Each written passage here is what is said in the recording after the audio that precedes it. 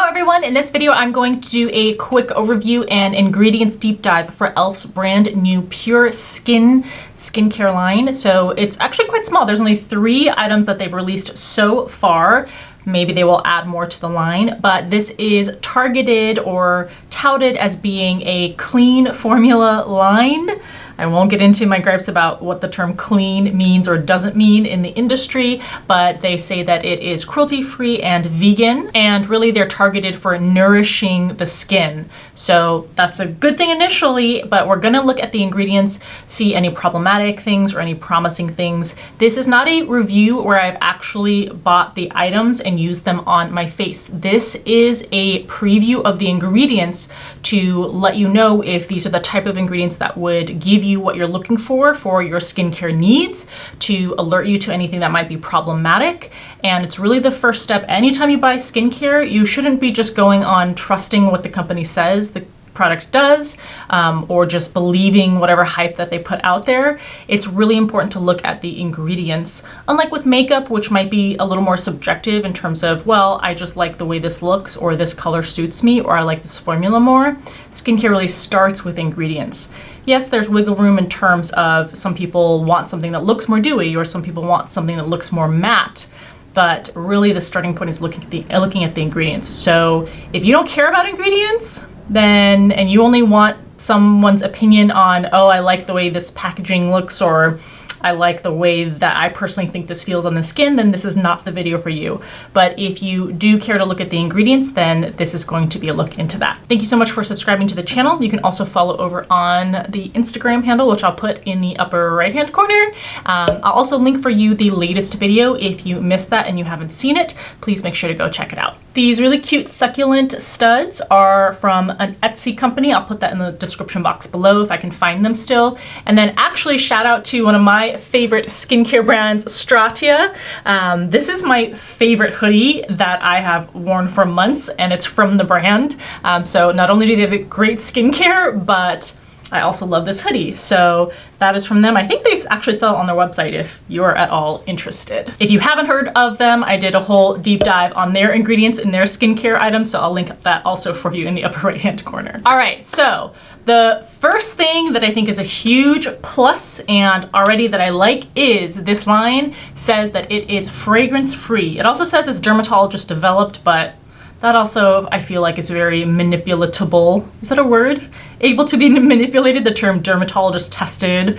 But fragrance-free is good. Now, some companies make a distinction between natural fragrance as being okay, which is not true. Natural fragrances also can be highly irritating. And when they say fragrance-free, they only mean synthetic fragrance-free. But hopefully with e.l.f.'s line, they mean both synthetic and natural fragrances have been left out of the formulations. Why do we care about that? Fragrance can be irritating to the skin. No, it doesn't cause a huge boiling rash on everyone every time you put a skincare item that has fragrance in it, but it poses 0 benefit for the skin and is really only an irritant, something that companies use just to attract you to the product, but actually doesn't do anything good for your skin. All right, first steps first, let's start with the Pure Skin Cleanser. This retails for $9. How much do we get in the product? You get 6.09 fluid ounces or 180 milliliters. This claims to be a non-irritating, gentle face cleanser to wash away dirt and leaves the skin feeling refreshed and nourished. Let's see what we can tell from the ingredients. We start out, not surprisingly, with water, but we follow that right up with some glycerin, which is a humectant. That's followed by cetyl alcohol. This is also a hydrator, and it's also known to be gentle on the skin, consistent with the claims of the company. Then we have niacinamide. Now, niacinamide seems to be a common theme in these 3 products, which is fantastic because niacinamide, also known as vitamin B3, has lots of different benefits for the skin. It can help reduce the visibility of your pores. It can help to kind of even out and brighten the skin tone. And if you have a damaged skin barrier or a weaker skin barrier, it can actually help to build that up. It's an antioxidant, so that also helps to fight some damage that you can get from the sun, and it's just all around nice and hydrating for the skin. So really it's a multitasking ingredient and can help overall with signs of aging. Of course, in a cleanser that's in contact with your skin, usually just for a handful of seconds, are any of these ingredients really gonna do anything noticeable for your skin? Almost certainly not. I guess the flip side of that is that if there's some bad ingredients in here, that also means that the chance of it doing something bad to your skin is minimized just because it's not sitting on your skin for a long time. So just keep that in mind. Next, we've got that oat kernel extract, which is also a great ingredient. It is also an antioxidant. You have several ceramides in here and other hydrating ingredients. I don't see anything that is super stripping in the cleanser itself. In fact, I'm kind of surprised the lack of kind of cleansing ingredients that you maybe typically used to. I think that's part of why they say this is a non-foaming cleanser. So really the sodium lauryl lactylate, hopefully that's how you say it, is the only thing that I see that says in higher concentrations it can even work as a cleanser. So if anything, I'm a little bit worried that this may not really do anything for your skin, especially if it any amount of makeup on. So maybe just after you've woken up, just to get really any sort of surface oils that you have off of the skin. But anything more than that, if you need it, this cleanser probably won't cut it. And luckily, I don't see any sort of perfumes or fragrances added to this product. Let's move on to the Pure Skin Toner, which I'm excited about because even nowadays, it's still a little bit hard to find a truly good toner that doesn't have stripping, drying, or irritating ingredients.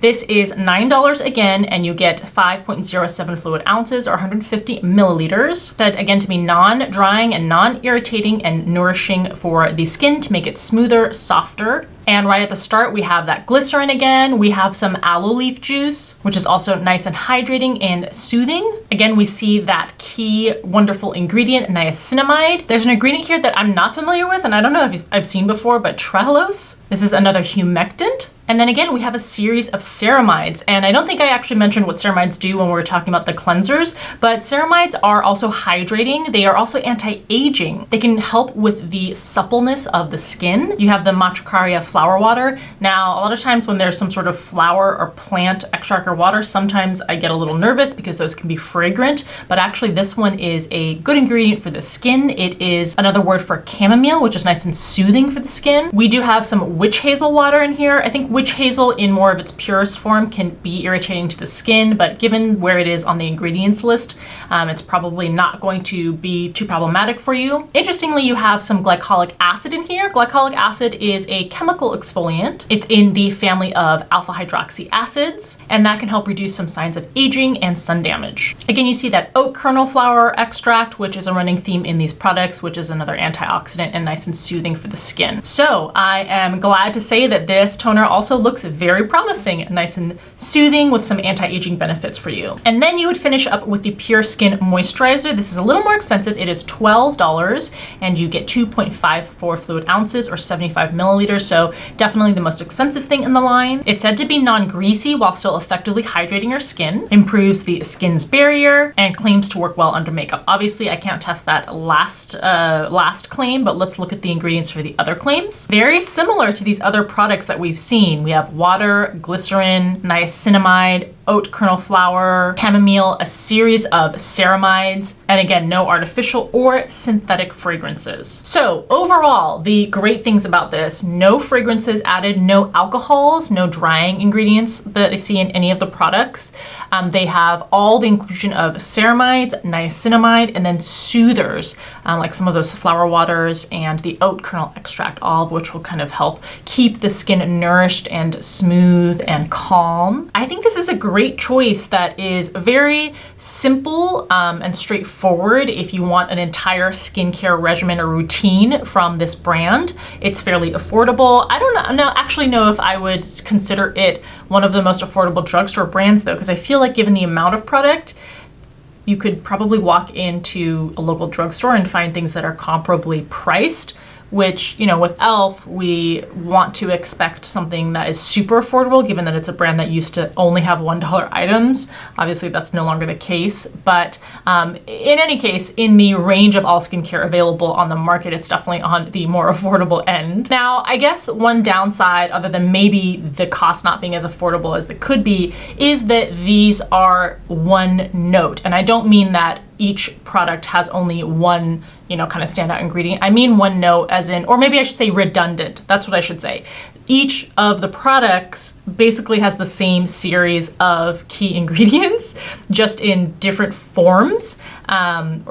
So, instead of getting something that's more unique out of your toner and then layering that with a moisturizer that focuses on other kinds of ingredients, you kind of have a toner and moisturizer that has the same key ingredients just in a different form factor. So that might be something to consider. Do I really need both the toner and the moisturizer from this range? Or should I invest in one of those products that gives me something different to layer on top? But overall, let me know what you think in the comment section below. I hope this helped you in terms of deciding whether you want to try any of these products out. As always, thank you so much for taking the time to watch, and I'll see you in the next one.